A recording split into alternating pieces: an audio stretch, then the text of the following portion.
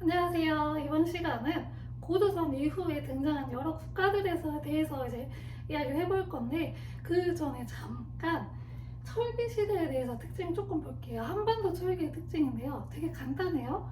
이 고조선이 청동기 시대를 배경으로 만들어졌고, 중간에 위만조선 때 철기가 본격적으로 수용이 됐다고 했잖아요. 그래서 오늘 배울 이 챕터에서는 본격적으로 철기 시대에 이제 들어서게 된 건데요. 이 한반도 철기에서는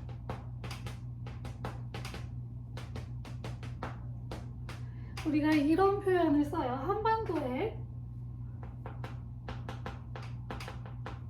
독자적인 철기 문화가 시작했다고 합니다.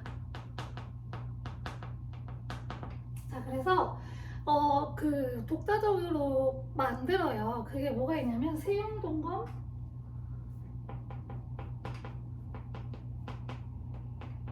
그리고 거친 무늬 거울, 이런 것들이 있어요.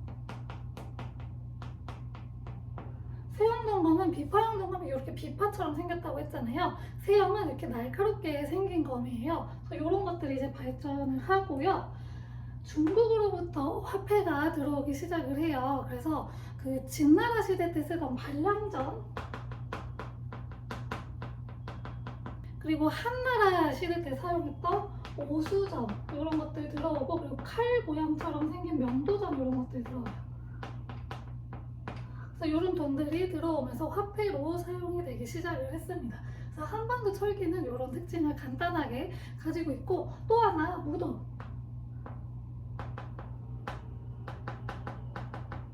널무덤과 동무덤의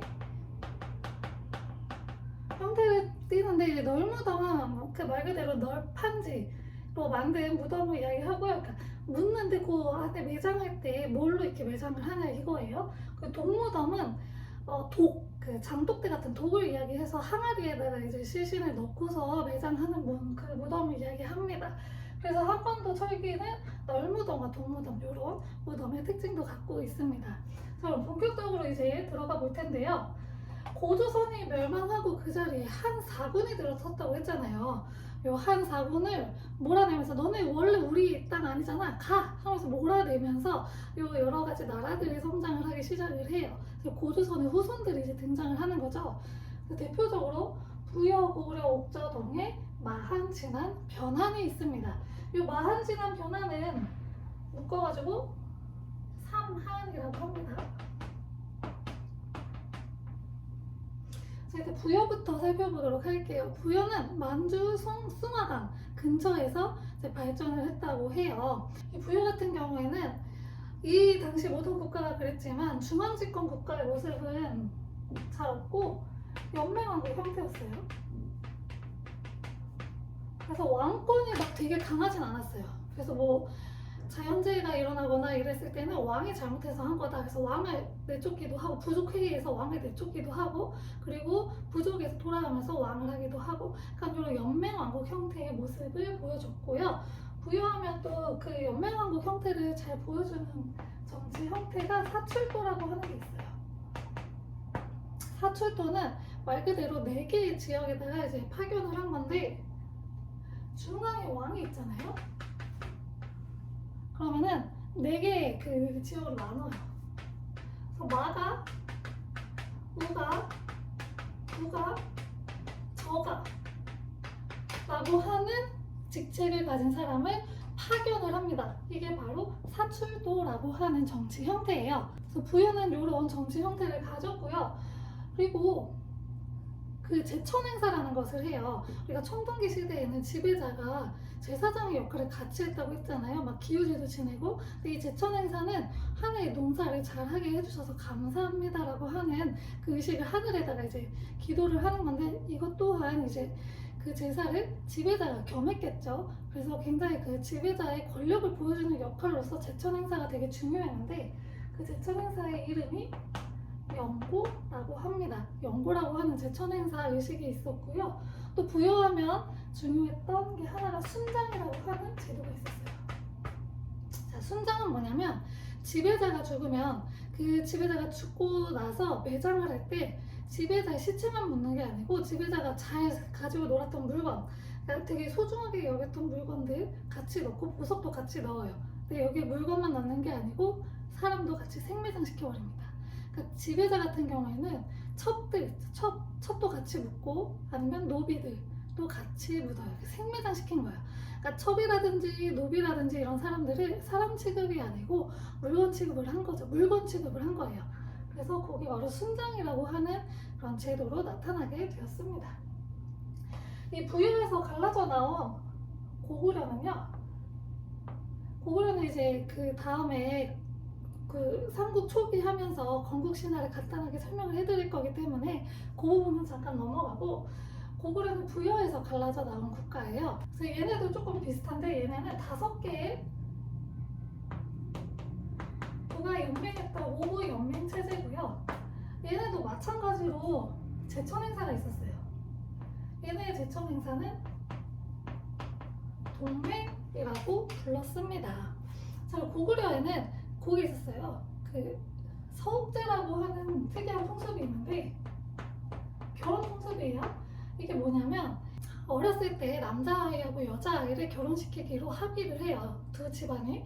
그러면은 여자 집의 뒤쪽에다가 쬐끄만한 별채를 하나 만들어요. 거기에 남자아이를 살게 합니다. 그걸 서옥이라고 하고요. 그 집에다가 이제 그 서옥이라고 하는 집에서 살면서 이 여자 집에서 같이 일을 하는 거예요. 그래서 나중에 여자애가 크고 남자애도 크고 나면은 여자애를 남자애 집으로 데려가서 결혼을 하는 풍습을 서옥제라고 하는데, 왜 이런 게 생겨나게 됐냐 연구를 하게 된 거죠. 이 당시에는 농경사회잖아요. 농경사회에서는 노동력이 굉장히 중요해요. 지금이야 기계가 있어서 혼자서도 할 수 있지만 당시에는 기계가 없어서 혼자서 못해요. 그래서 온 그 마을이 다 같이 밭일을 같이 했거든요. 그렇기 때문에 노동력이 굉장히 중요했던 사회인데, 한 집안에서 여자아이를 데려가는 거잖아요. 결혼을 하면. 그럼 노동력이 상실이 되죠. 그거를 미리 갚아준다라는 의미를 갖고 있어요. 그래서 어렸을 때 얘가, 남자애가 여자애 집에 가서 앞으로 이제 여자애를 데려가서 쓸 거기 때문에 그 전에 그걸 노동력을 갚아주는 거예요. 그걸 이제 서옥제라고 합니다. 그리고 고구려에 뭐가 있었냐면요, 부경이라고 하는 창고가 하나 있었는데, 이거는 이제 곡식을 모아두던 곳이에요. 그래서 뭐 이렇게 약탈해 갖고 온 곡식들 있잖아요. 이 고구려가 산악지대에 초반에 이제 자리를 잡아서 농경하기가 되게 어려웠다고 해요. 그래서 그 약탈해 온 그런 것들을 모아두는 창고, 곡식 창고 같은 게 이제 부경이라고 하는 창고도 있었다고 합니다. 자, 그 밑에 있던 옥저동에 보도록 할게요. 얘네는 왕이 없었어요. 고구려의 간접 지배를 받고 있었습니다. 그래서 얘는 왕이 없었는데, 그럼 뭐가 있었냐? 그 지배자는 있었어요. 왕 대신에.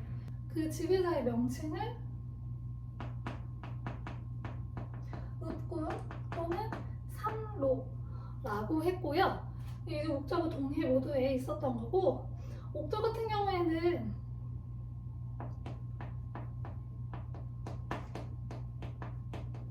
민면의리제라고 하는 제도가 있는데, 이건 서옥제의 여자 버전이라고 생각하면 돼요. 그래서 어렸을 때 여자애가 남자 집으로 가서 노동력을 하고 결혼할 때 여자 집으로 다시 와요. 그리고 남자 집에서 여자를 데려갈 때 이것저것 뭐 물건, 돈, 선물 같은 거를 주고서 여자애를 데려오는, 그거를 민면의리제라고 하고, 가족 공동 무덤이 있었어요. 이건 뭐냐면 가족들을 한 곳에다 같이 묻는 거예요. 그러니까 따로 무덤을 만드는 게 아니고 한 곳에다가 모든 가족들을 같이 묻어서 무덤을 만드는 것을 가족 공동묘라고 합니다. 그리고 동해에는 뭐가 있었냐면, 동해에는 얘네도 저기가 있었어요. 제천 행사가 있었어요. 그래서 얘네 제천 행사는 무천이라고 했고요. 그리고 족외혼의 풍습이 있었어요. 족외혼은 얘는 부족 사회라고 했잖아요. 옛날에 이 시기에는 이 부족들이 같은 부족 안에서 결혼을 하는 게 아니고 그 외부의 부족하고, 우리 부족하고는 절대 결혼하면 안 돼, 다른 부족하고만 결혼해야 돼 하는 조계혼의 풍습이 있었다고 해요. 그래서 근친을 막을 수가 있었고요. 다른 부족의 그 영역을 침범을 하면 말이나 소 이런 걸로 변상을 하는 책파라고 하는